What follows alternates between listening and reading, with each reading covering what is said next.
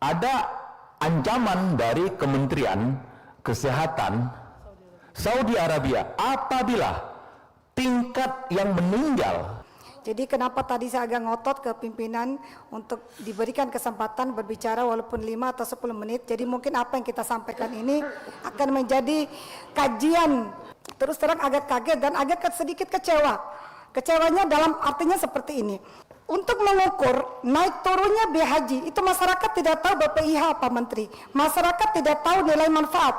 Yang masyarakat tahu itu berapa banyak nilai yang harus mereka tambahkan, berapa nilai yang harus mereka bayarkan untuk melakukan pelunasan terhadap biaya haji ini. Baik, bismillahirrahmanirrahim. Assalamualaikum warahmatullahi wabarakatuh. Yang saya hormati pimpinan dan anggota Komisi 8, yang saya hormati Pak Menteri, Wakil Menteri, Dirjen PHU, beserta seluruh jajarannya, singkatnya Bapak Ibu hadirin yang sama-sama saya hormati. Jadi kenapa tadi saya agak ngotot ke pimpinan untuk diberikan kesempatan berbicara walaupun 5 atau 10 menit. Jadi mungkin apa yang kita sampaikan ini akan menjadi kajian lebih dalam lagi untuk jajaran Kemenak nanti sebelum masuk pembahasan panja nantinya. Itu maksudnya pimpinan. Jadi ada beberapa hal yang ingin saya sampaikan. Jadi ada beberapa poin juga yang mempertegas beberapa pandangan teman-teman sebelumnya. Jadi begini Pak Ketua, Pak Menteri, kemarin saya melihat di media memang itu sangat viral sekali, khususnya kami di Dapil 1, apalagi ketika kemarin kami pas turun reses, dan hampir di setiap kegiatan reses kami masyarakat selalu menanyakan hal yang sama, yaitu bagaimana tentang kemungkinan kenaikan atau penurunan biaya haji untuk tahun 2025. Apalagi masyarakat bisa melihat secara langsung bagaimana waktu itu Pak Wamen beserta Pak Menteri yang walaupun secara awal telah menginformasikan kepada masyarakat bahwa ada penurunan biaya haji di tahun 2025. Tetapi kemarin setelah sampai di Jakarta dan saya dikirimin draft oleh TA saya dan saya membaca usulannya, saya terus terang agak kaget dan agak sedikit kecewa. Kecewanya dalam artinya seperti ini. Jadi setelah saya baca, jadi dari data yang disampaikan oleh Pak Menteri tadi, sesuai juga dengan data yang kami terima, yaitu biaya haji tahun 2025 itu sebesar 93.389.684 rupiah. Jadi lebih murah judulnya 20.000 dibandingkan dengan tahun 2024 dengan pembagian 70-30. 70% akan dibebankan ke jamaah, yakni sekitar 65.373.708 rupiah, dan 30% diambil dari nilai manfaat, yaitu sebesar 28.016.906 rupiah. Sedangkan biaya haji Pak tahun 2024 sebesar 93.410.000 dengan pembagian 60-40. 60% yang dibebankan ke jamaah tahun 2024 sekitar 56.040.000 dan 40%-nya diambil dari nilai manfaat sebesar 37.360.000. Jadi ada kenaikan beban jamaah di tahun 2025 ini yang diusulkan oleh Kemenak, yaitu lebih kurang 9.334.000. Jadi biaya haji ini bukannya turun menurut saya, tetapi naik. Secara penerapan memang judulnya turun, yaitu sekitar 20.000, tetapi beban ke jamaahnya naik. Untuk mengukur naik turunnya biaya haji, itu masyarakat tidak tahu BPIH Pak Menteri. Masyarakat tidak tahu nilai manfaat. Yang masyarakat tahu itu berapa banyak nilai yang harus mereka tambahkan, berapa nilai yang harus mereka bayarkan untuk melakukan pelunasan terhadap biaya haji ini.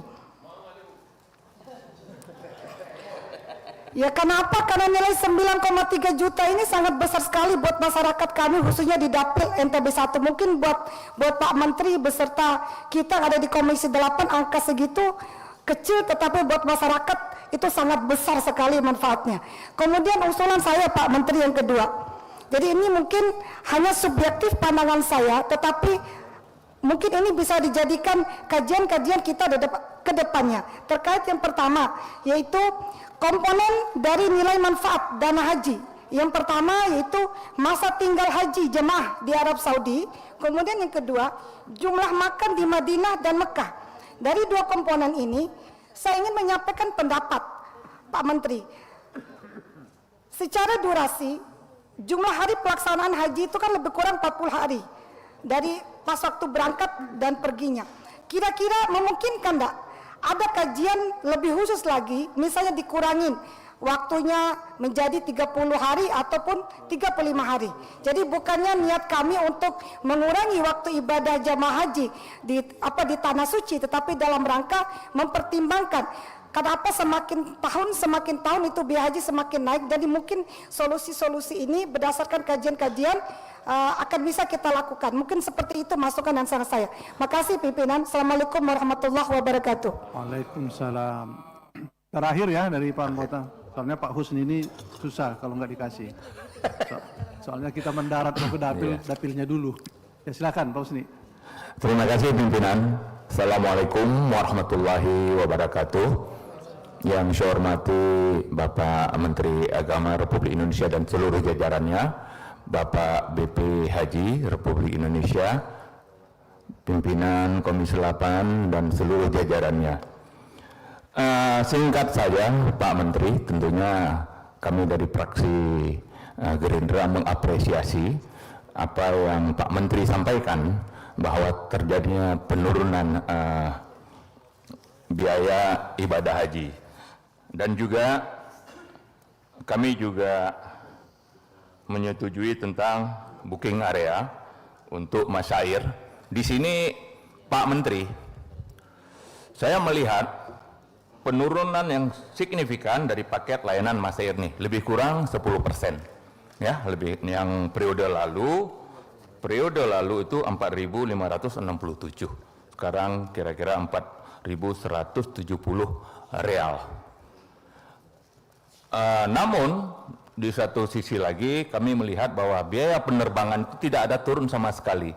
Secara perbedaan dari mata uang itu cuma $12 turun, $12 antara 2024 ke 2025. Di sini banyak sekali yang bisa kita turunkan ya, Pak Menteri. Pertama 30% komponen daripada biaya haji itu adalah dari aftur.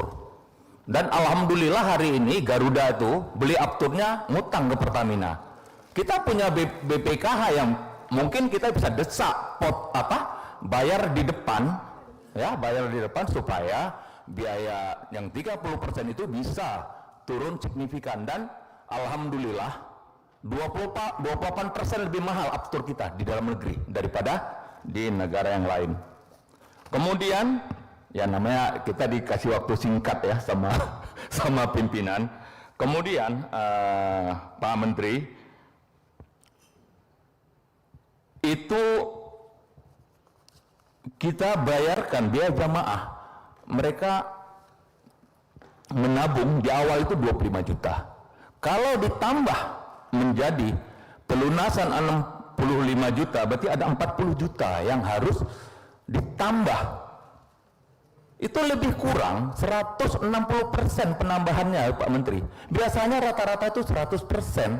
Coba nanti kita tentunya nanti Panja akan mencari solusi bagaimana supaya bisa turun dari angka 40 juta tersebut. Ya, salah satu komponen itu yang kita punyai setiap jamaah kan ada virtual account yang mempunyai nilai yang berbeda-beda menurut daftar tunggu masing-masing daerah setempat. Kemudian tadi ada teman saya mengatakan tentang bus salawat. Pengalaman ini Pak Menteri, 2023 lalu itu bus salawat dibikin omprengan itu Pak Menteri. Stiker Republik Indonesia, lambang Garuda dicopot.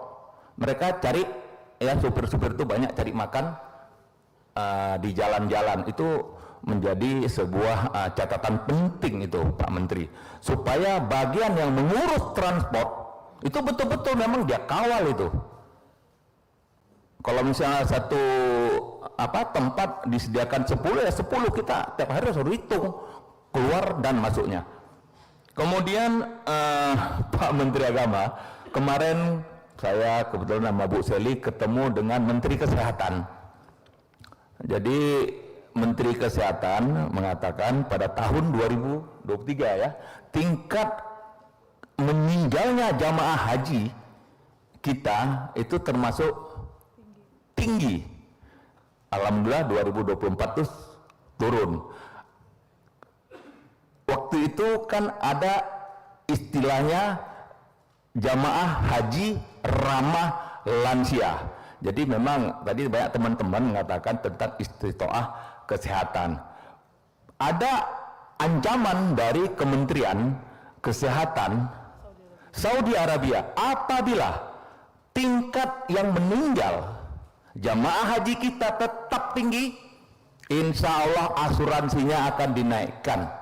Jadi tolong Pak Menteri, hal seperti ini kita kawal sama-sama, bahwa kalau memang dia tak lewat kesehatan, ya sebaiknya ditinggalkan, karena ini akan berefek kepada jemaah-jemaah biaya-biaya haji yang nantinya akan ditetapkan oleh pemerintah Arab Saudi yang namanya asuransi. Untuk tahun 1446 Hijriah 2025 Masehi, pemerintah mengusulkan rata-rata BPIH per jemaah haji 93 juta 399.694 rupiah 90 sen. Jadi dengan komposisi BP sebesar 65 juta 372.779,49 atau 70%, dan nilai manfaat optimal atau nilai manfaatnya itu sebesar 28 juta 16.905,50 atau 30%. Nah, jadi 70 banding 30%.